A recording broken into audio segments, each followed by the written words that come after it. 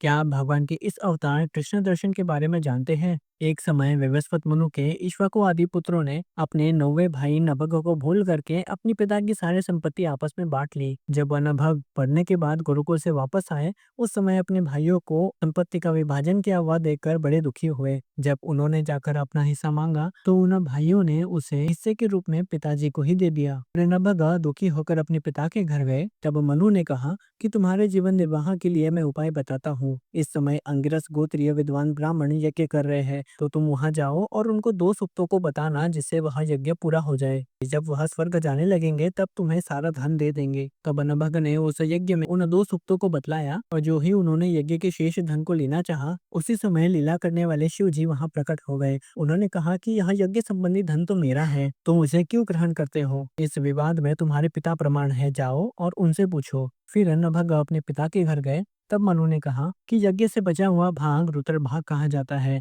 वे कृष्ण दर्शन पुरुष शिव है। संसार की सारी वस्तु उन्हीं की है। तीनों लोकों में जो भी वस्तु है वह आपकी ही वस्तु है, ऐसे मेरे पिता ने कहा है, इसलिए आप मेरे अपराध को क्षमा करें। तब भगवान ने कहा, तुमने सारी बात सत्य सत्य कही, इसलिए मेरी कृपा से इस यज्ञ के शेष भाग को तुम ग्रहण करो। ऐसा कहकर सबके देखते देखते भगवान रुद्र वहीं अंतर्धान हो गए। ऐसे ही देवराज इंद्र का अभिमान दूर करने के लिए भगवान ने एक दिगंबर अवधूत का अवतार धारण किया था।